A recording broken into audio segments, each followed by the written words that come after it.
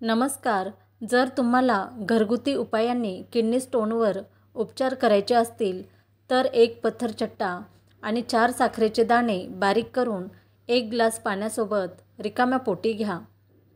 उच्च रक्तदाब नियंत्रित करण्यासाठी 2 ग्रॅम साखर, 1 ग्रॅम सुखे धने आणि 1 ग्रॅम सर्पगंधा बारीक करून पाण्यासोबत घ्या. जर तुम्हाला साखरेची पातळी जास्त असेल तर सकाळी रिकाम्या पोटी कारल्याचा रस प्या. रस बनवण्यापूर्वी कारल्याच्या बिया काढून टाका. रस काढल्यानंतर त्यात थोडे पाणी घाला आणि ते प्या. जर तुम्ही हे उपाय 2 महिने करत राहिलात तर तुमची साखर नियंत्रणात राहील. शरीरातील रक्ताची कमतरता दूर करण्यासाठी 1 ग्लास गोड दुधात 5 ग्रॅम बेलगिरी चूर्ण मिसळून ते प्या. काही दिवस सतत हा उपाय केल्याने अशक्तपणा बरा होण्यास सुरुवात होते. रक्तस्राव होणाऱ्या मूळ व्याधांच्या उपचारात रक्तस्राव थांबण्यासाठी 10 ते 12 ग्रॅम धुतलेले काळे तीळ ताज्या घरगुती लोण्यासोबत खा. याचा सतत वापर केल्याने मूळ व्याधातील रक्तस्राव थांबतो. जर तुमचे नाक थंडीमुळे बंद होऊ लागले तर काही ओरेगॉन बारीक करून पातळ कापडात बांधा आणि वेळोवेळी त्याचा वास घ्या. यामुळे तुमचे नाक उघडेल. जर एखाद्याला अर्धांगवायूचा झटका आला तर त्याला ताबडतोब 50 ते 100 ग्रॅम कोमट तीळ तेल द्या आणि कच्चा लसूण चावायला द्या. हिरड्या दुखणे, दातदुखी आणि सूज यावर उपचार करण्यासाठी 1 ग्लास पाण्यात 3 ते 4 पेरूची पाने उकळा आणि कोमट झाल्यावर ते गाळून घ्या. आता या पाण्यात थोडे मीठ घालून गुळण्या करा. दात आणि हिरड्यांच्या दुखण्यापासून आराम मिळेल. 1 ग्लास पाण्यात काही गिलॉय आणि 5 ते 6 तुळशीची पाने घाला. ते उकळवा. त्याचा काढा बनवा आणि प्या. या काढ्यात 3 ते 4 पपईच्या पानांचा रस मिसळून प्यायल्याने प्लेटलेट काउंट वेगाने वाढतो. हे आयुर्वेदिक औषध स्वाईन फ्लू, डेंग्यू आणि चिकुनगुनियावर रामबाण उपाय म्हणून काम करते.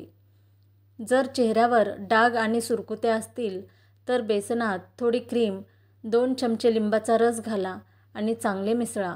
आता हे मिश्रण चेहऱ्यावर अर्धा तास लावा आणि नंतर धुवा. या घरगुती उपायाने चेहऱ्यावरील कोरडेपणा दूर होतो, सुरकुत्या दूर होतात आणि चेहरा चमकदार होतो. हिवाळ्यात होणारे आजार टाळण्यासाठी आणि निरोगी राहण्यासाठी खाण्यापिण्याची काळजी घेणे आवश्यक आहे. हिवाळ्यात काळी मिरी, आले, लसूण, तीळ, केशर आणि गूळ यासारख्या पदार्थांचे सेवन करावे. हिवाळ्यात व्हिटॅमिन सी साठी संत्री, पेरू आणि लिंबू खा. टॉन्सिल्स आणि घशात अल्सर असल्यास अर्धा लिटर पाण्यात 20 ग्रॅम मेथीचे दाणे घाला. मंद आचेवर शिजवा आणि पाणी चांगले उकळू द्या.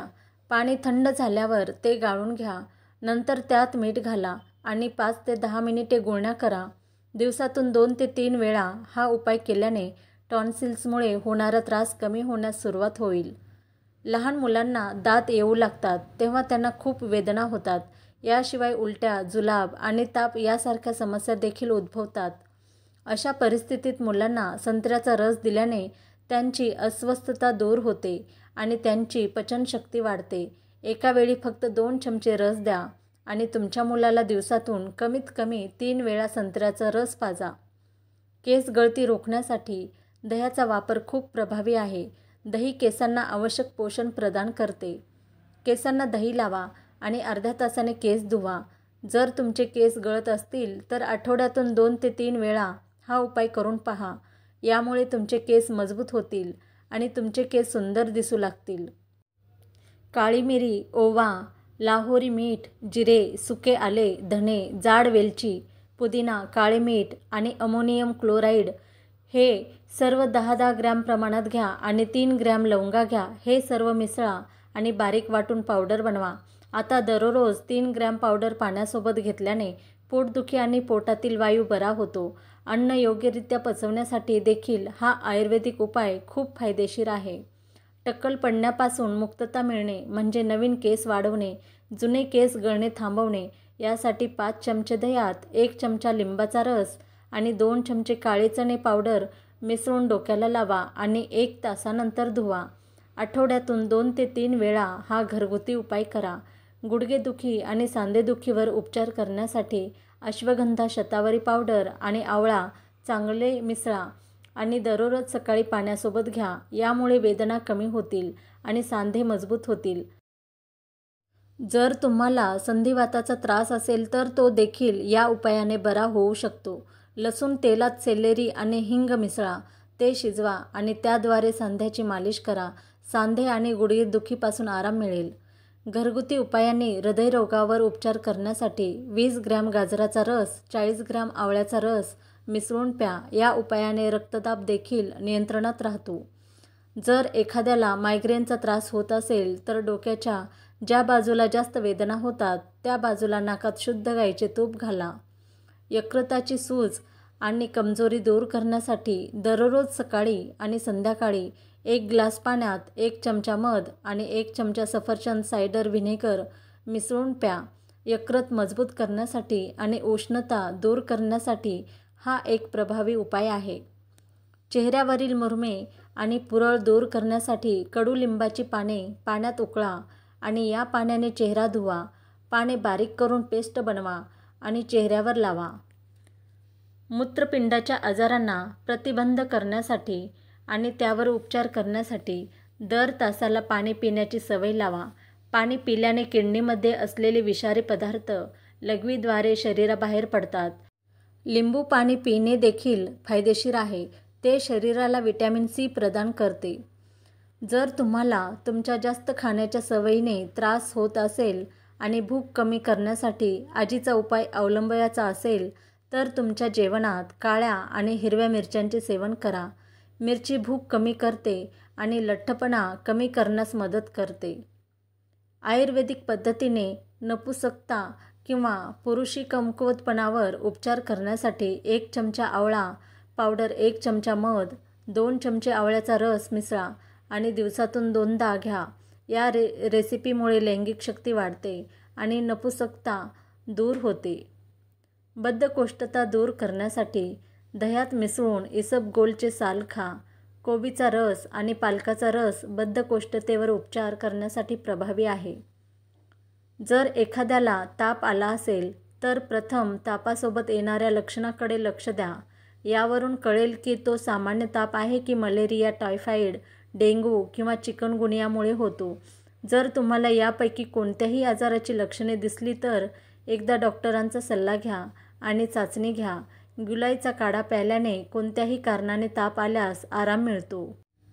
डेंग्यूची लक्षणे दिसल्यास गिलोयचे सेवन करणे देखील त्याच्या उपचारासाठी चांगले आहे. जेवणाच्या अर्धा तास आधी मिठासोबत आले खाल्ल्याने भूक वाढते. बरेच लोक त्यांच्या पातळ शरीरामुळे त्रस्त असतात आणि त्यांच्या पातळपणापासून मुक्त होण्यासाठी ते काही ना काही उपाय करत राहतात. शरीराचे वजन कमी किंवा जास्त असण्याचे मुख्य कारण म्हणजे पचनसंस्था बिघडणे. काही लोकांना बद्धकोष्ठता आणि गॅससारख्या पोटांच्या समस्यामुळे देखील ही समस्या भेडसावते. जर तुम्हाला तुमचे वजन वाढवायचे असेल तर प्रथम पोटाच्या आजारावर उपचार करा आणि तुमची पचनसंस्था सुधारा. हळद आणि गोमूत्राचा वापर कर्करोगाच्या उपचारासाठी एक प्रभावी उपाय आहे. ते कर्करोगाच्या पेशी नष्ट करते. अर्धा कप गोमूत्र आणि अर्धा चमचा हळद मिसळा. ते गरम करा आणि रुग्णाला ते चहासारखे प्यायला सांगा. हा उपाय दिवसातून 2दा सलग 3 महिने केल्याने तुम्हाला आश्चर्यकारक फायदे मिळतात. मासिक पाळीसाठी आजीचे घरगुती उपचार. मासिक पाळीत उशीर होणे, मासिक पाळीच्या तारखेला अनेक वेळा उशीर होणे, मासिक पाळीच्या वेळी कंबर, पोटात जास्त वेदना होणे किंवा मासिक पाळीशी संबंधित इतर कोणतीही समस्या, या सर्वांवर हळदीचा वापर हा खात्रीलायक उपचार आहे. हळदीमुळे असलेले गुणधर्म वेळेवर मासिक पाळी येण्यासाठी विलंब न करता 1 ग्लास दुधात 1/4 टीस्पून हळद मिसळून प्या.